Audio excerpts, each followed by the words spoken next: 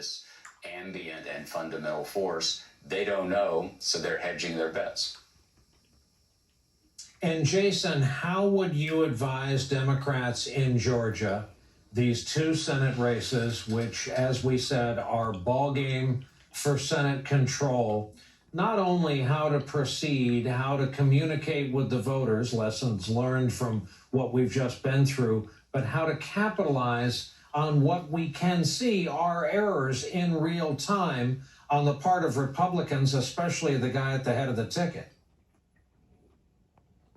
Oh, look, Brian, we've already seen the devil go down to Georgia, right? Lindsey Graham being exposed now as this guy who wants to play his fiddle and influence what's going on there. That's the kind of thing that needs to be focused on. I was literally just in a conversation with some organizers and some activists earlier today, and they're concerned. They're concerned about turnout. They're concerned that the message that needs to be hammered, in particular to African-American voters, is that Joe Biden's election isn't over yet.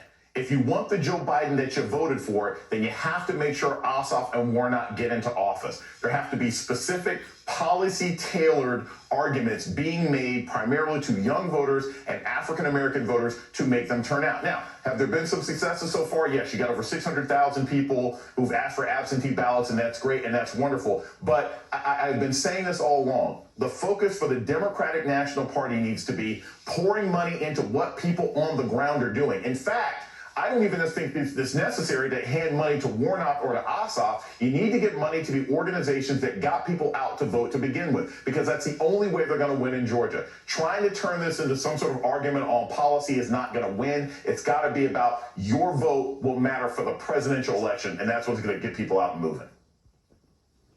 And Jason, one more to you. The Democrats, I know, did not flip any of the 27 toss-ups that Charlie Cook had on his list. Do you believe that had they done what you just prescribed, perhaps that would have turned out differently?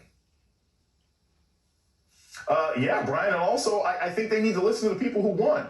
Look, the only state where you flip a Republican into a Democrat is in Georgia. Lucy McBath managed to keep her seat. All last week you had sort of mainstream Democrats and liberal Democrats arguing about defund the police. Lucy McBath is literally a mother of the movement. She ran for office in an Atlanta suburban district because her unarmed son was shot by a white guy in Florida. If she can keep her seat in Atlanta, maybe she's got a message for people. If Georgia is a place where you can flip a Republican seat, maybe they've got a message. I think too many times the people want to listen to the consultant class in the Democratic Party instead of listening to the people who can actually win. And when you listen to the people who've actually won, you tend to be more successful on election day.